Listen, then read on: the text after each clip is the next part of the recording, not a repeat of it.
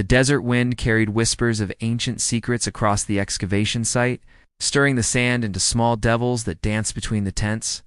Nadia Kovac wiped the sweat from her brow with the back of her gloved hand, leaving a streak of dust across her sun-darkened skin. 3 years she'd been chasing this particular ghost, following breadcrumbs of evidence that everyone else had dismissed as coincidence or contamination. But Nadia knew better. She'd built her career on trusting her instincts, even when they led her to places that made tenure committees nervous and funding boards skeptical. "You're absolutely certain it's here?" The voice behind her carried equal parts doubt and exhaustion. She didn't need to turn around to picture Marcus's Webb's expression. That infuriating mixture of academic superiority and genuine curiosity that had both irritated and intrigued her since he had joined the expedition 2 months ago. The university had insisted she needed a linguistics expert, someone who could help interpret any inscriptions they might find. What they'd sent was a 6'3" former Rhodes Scholar, with dark eyes that seemed to see straight through her, careful professional facade, and an annoying habit of being right about things. "The geomagnetic readings don't lie," Nadia replied, continuing to brush sand away from the metallic surface they'd uncovered at dawn. "Whatever this is, it's not natural, and it's not from any known civilization in the archaeological record." Marcus crouched beside her, close enough that she could smell the sun-warmed cotton of his shirt mixed with something spicier. Probably the cologne he'd put on that morning before realizing they'd be spending another day in 90-degree heat. His presence made her hyper-aware of her own appearance, dust-covered and probably smelling like a camel. "The symbols here," he murmured, tracing the air above an inscription without touching it, respecting the protocols she'd drilled into the team. "They're not like anything I've seen before, but there's a structure to them. A grammar. This isn't decorative, it's functional. Instructional, maybe." Despite herself, Nadia felt a flutter of excitement. When Marcus forgot to be skeptical, when he let himself fall into the puzzle of language, he became someone entirely different. Someone she found herself wanting to know better. Professional boundaries be damned. "Can you read it?" she asked, hearing the eagerness in her own voice. "Give me time," he said, pulling out his tablet and beginning to photograph the symbols from multiple angles. "But Nadia, if this is what I think it might be, if your theory about pre-terrestrial contact is correct, this could rewrite everything we know about human history." The way he said her name, with that slight emphasis on the second syllable, made something warm unfurl in her chest. She'd been Dr. Kovac to him for weeks, maintaining professional distance even as they'd worked side by side in increasingly intimate proximity. This shift felt significant, like crossing a threshold neither of them had acknowledged existed. "I've been thinking," Marcus continued, setting down his tablet and meeting her eyes, "about what you said the other night. About patterns in mythology, about stories that appear across cultures with no possible contact between them. What if they weren't stories? What if they were memories?" It was a dangerous idea, the kind that could destroy careers. But looking at the artifact emerging from the sand, its surface too smooth, its angles too perfect, Nadia felt the truth of it in her bones. "Help me clear more of the surface," she said, instead of voicing the 100 thoughts crowding her mind. "I want to see the full extent of this before sunset." They worked in comfortable silence for the next hour, falling into an easy rhythm. Marcus would carefully brush away layers of sand while Nadia documented and measured. Occasionally their hands would brush, and each time she felt that same jolt of awareness. It was ridiculous, really. She was 34 years old, far too experienced to be flustered by accidental contact with a colleague. But there was nothing accidental about the way Marcus looked at her when he thought she wasn't paying attention, or the way he'd started finding reasons to work closely with her instead of staying in the linguistics tent with his computers and reference materials. "Nadia," his voice had changed, gone tight with something that might have been fear or excitement, or both. "You need to see this." She moved to where he was crouched, following his pointing finger to a section of the artifact they'd just uncovered. The symbols there were different from the others, more complex, and they were glowing with a soft blue light that definitely hadn't been there a moment ago. "Did you touch something?" she asked, though she knew he hadn't. They'd both been too careful. "No, I swear. It just started doing this on its own." He reached for her hand without seeming to think about it, and she let him take it, both of them staring at the impossible sight before them. The symbols are changing. Look, they're cycling through different patterns. Her heart hammered against her ribs. This was it, the moment every archaeologist dreams of and fears in equal measure. The moment when the past stops being dead and becomes devastatingly, dangerously alive. "We should document this," she said, but neither of them moved.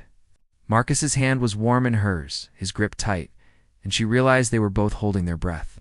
The blue light intensified, spreading across the surface of the artifact like water-finding channels carved millennia ago for precisely this purpose. The air above it began to shimmer, and Nadia felt the hairs on her arms stand up with static electricity. "Marcus," she whispered, "I think we should." The light exploded outward in a pulse that knocked them both backward. Nadia felt Marcus's arms wrap around her instinctively, protecting her as they hit the sand together. For a moment, everything was white and soundless, as if the world had been erased and was being slowly redrawn. When her vision cleared, she found herself lying half on top of Marcus, his face inches from hers, his eyes wide with shock and something else. Something that made her breath catch. "Are you hurt?" he asked, his hands moving over her shoulders, her arms, checking for injuries with a gentleness that seemed at odds with the panic in his voice. "I'm fine," she managed, though she made no move to get up. "Are you?" "I think so." He was still holding her, she realized, one hand cupped around the back of her head, the other pressed against her lower back. They were pressed together from chest to hip, and she could feel his heart racing as fast as her own. Above them, the artifact hummed with power. And when Nadia finally forced herself to look away from Marcus's face, she saw that the air above it had stabilized into something that looked like a holographic projection. Except it was three-dimensional and appeared to have depth and substance. "Oh my God," Marcus breathed. "It's a map." But it wasn't just a map. Nadia realized as she carefully extracted herself from Marcus's embrace and moved closer to the projection. It was a star chart, showing systems and trajectories. And at the center of it, pulsing with that same blue light, was Earth. "We're not alone," she whispered, the magnitude of the discovery washing over her. "We've never been alone." Marcus stood beside her, so close their shoulders touched, both of them transfixed by the revelation spinning in the air before them. Somewhere in the back of her mind, Nadia knew this changed everything, knew that the world they'd known that morning was already gone, replaced by something infinitely larger and more complex. But in that moment, watching alien stars wheel above an artifact that shouldn't exist, she was most aware of Marcus's presence beside her, solid and real. An anchor in a universe that had just gotten terrifyingly bigger. "What do we do now?" he asked, and she heard all the implications in those simple words. What they did next would determine not just their careers, but possibly the future of humanity itself. Nadia reached for his hand again, threading her fingers through his, needing that connection to something human and warm and present. "We figure out what it's trying to tell us," she said, "and then we decide if the world is ready to hear it." Marcus squeezed her hand, and when she looked up at him, she saw her own fear and excitement and wonder reflected in his face. "Together?" he asked. "Together," she confirmed, and felt the weight of that promise settle over both of them like a benediction and a challenge.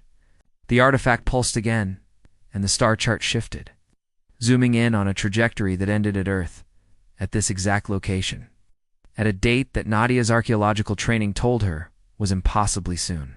Something was coming, and she and Marcus would be the ones to face it, bound together now by more than just academic curiosity or professional obligation. They'd crossed a line today, she realized. One that had nothing to do with the artifact and everything to do with two people finding connection in the face of the unknown. As the sun set over the excavation site, painting the desert in shades of amber and gold, Nadia Kovac and Marcus Webb stood hand in hand before an alien artifact. Watching the stars chart a course that would change their lives forever, the adventure, she thought, was only beginning. The research facility hummed with activity that had nothing to do with normal academic work. In the 3 weeks since they'd activated the artifact, Nadia's quiet excavation site had transformed into something resembling a military installation, complete with armed guards, government officials, and enough classified clearance levels to make her head spin. But none of it mattered as much as the man working beside her in the climate-controlled laboratory they'd built. Around the artifact, the pattern repeats every 73 hours, Marcus said, his voice rough from too much coffee and too little sleep. He'd shed his usual button-down shirt for a simple t-shirt that revealed the lean muscle of his arms. And Nadia had to force herself to focus on the data he was pointing to instead of the way his shoulder brushed against hers. "It's a countdown to what?" she asked, though part of her already knew the answer. The star chart had been clear enough, that trajectory ending at Earth with mathematical precision. "Contact," Marcus said simply. He turned to look at her, and in the blue glow of the artifact, his dark eyes seemed to hold entire galaxies. "Nadia, whoever sent this message, they're coming. And based on the linguistic patterns, I don't think it's a hostile invasion force." "Then what is it?" He reached up, tucking a strand of hair behind her ear with a tenderness that made her breath catch. It had been like this for weeks now, these small touches. These moments where professionalism dissolved into something deeper, more dangerous, infinitely more real. "I think it's a refugee ship," he said softly. "Every symbol I've translated speaks of flight, of searching for sanctuary. Nadia, I think someone out there is running from something terrible, and they're coming here for help." Before she could respond, alarms shrieked through the facility.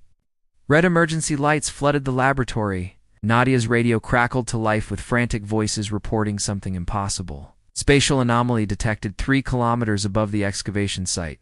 "It's massive, it's growing, and it's not like anything in our atmospheric models." Marcus grabbed her hand as they ran from the laboratory, bursting out into the desert night. Above them, the stars were being obscured by something that looked like a wound in reality itself.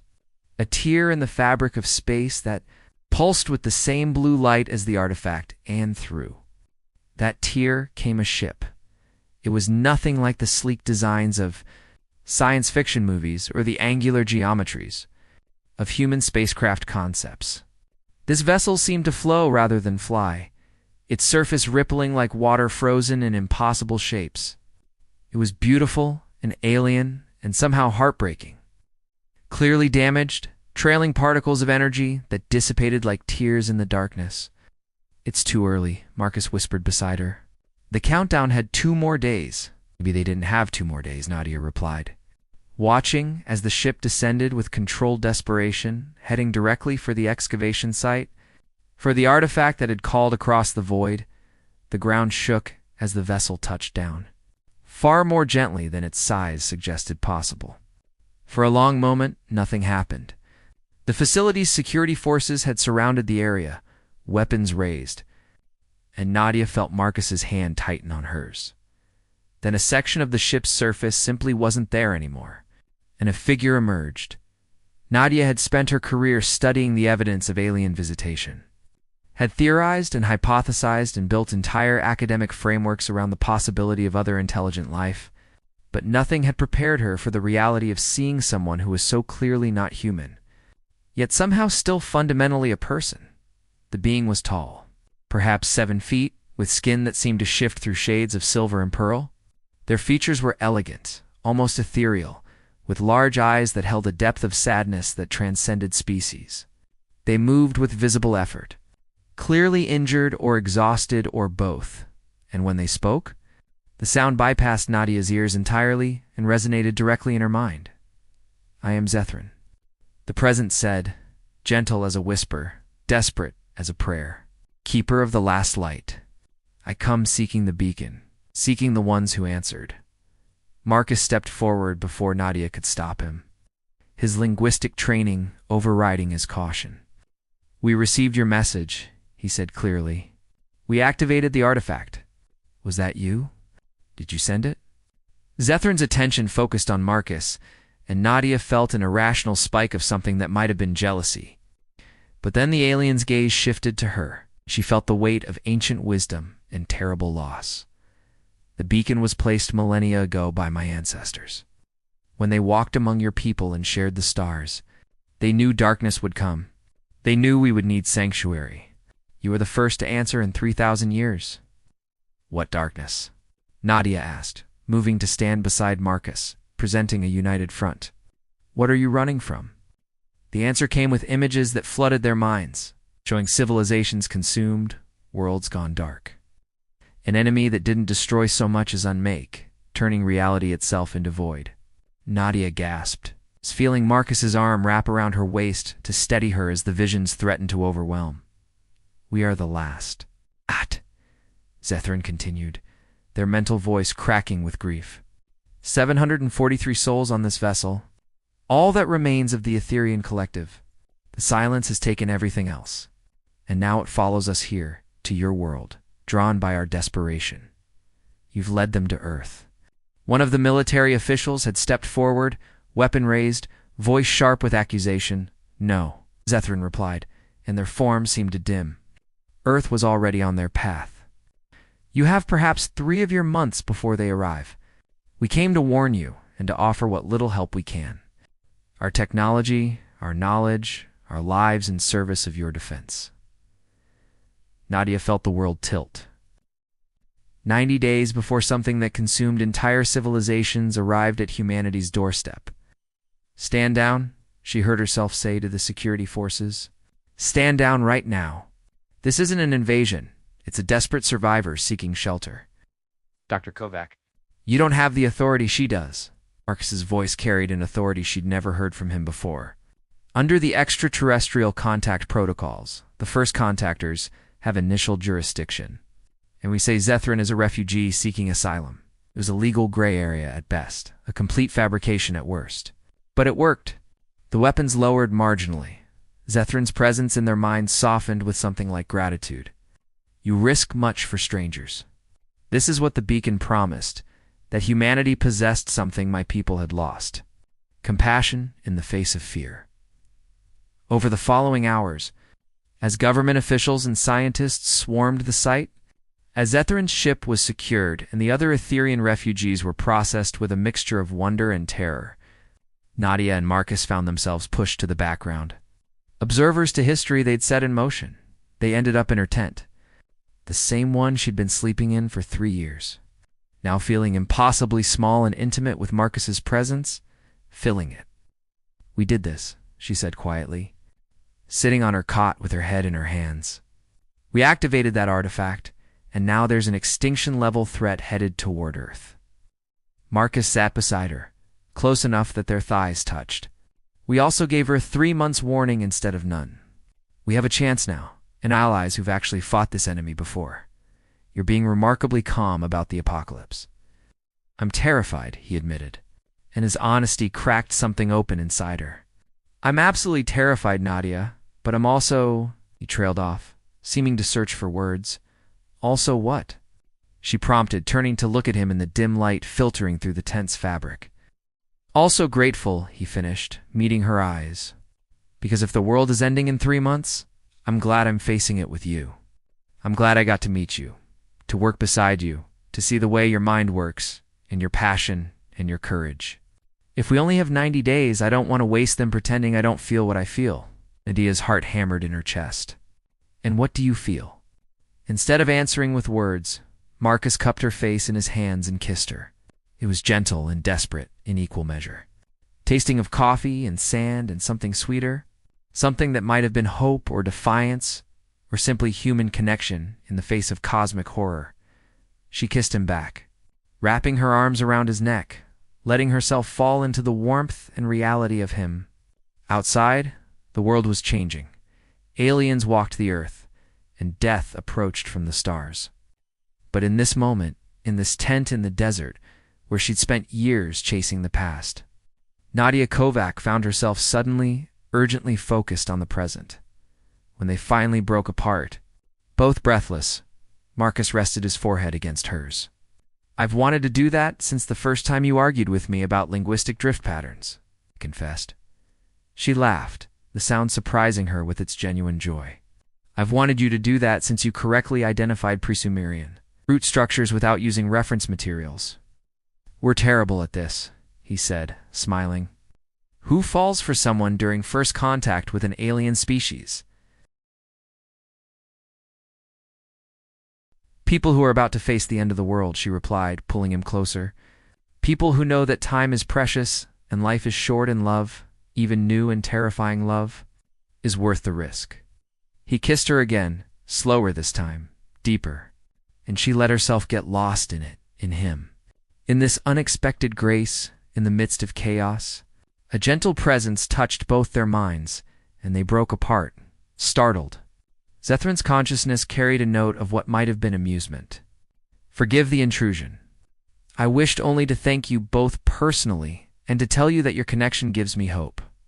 Love between beings who choose each other freely, who face darkness together. This is the light the silence cannot extinguish. This is why we came to humanity. The presence withdrew, leaving them alone again. But somehow the alien's words had transformed the fear into something else. Purpose. Determination. 3 months, Marcus said quietly, still holding her. 3 months to prepare, to fight, to find a way to survive. 3 months to live, Nadia added. To really live without regrets or hesitation. Starting now? He asked, and she heard the question behind the question, the offer and the promise. Starting now, she confirmed. Outside, under stars that suddenly seemed both more beautiful and more fragile, humanity's future hung in the balance. But inside a tent in the desert, 2 people who'd found each other in the midst of impossible discovery held each other close, and chose to believe that even in the face of the silence, love could be its own form of defiance. The countdown continued. 90 days until the enemy arrived. But tonight, Nadia Kovac and Marcus Webb had found something worth fighting for beyond mere survival. They'd found each other, and in a universe that suddenly seemed much darker and more dangerous than they'd ever imagined. That light would have to be enough.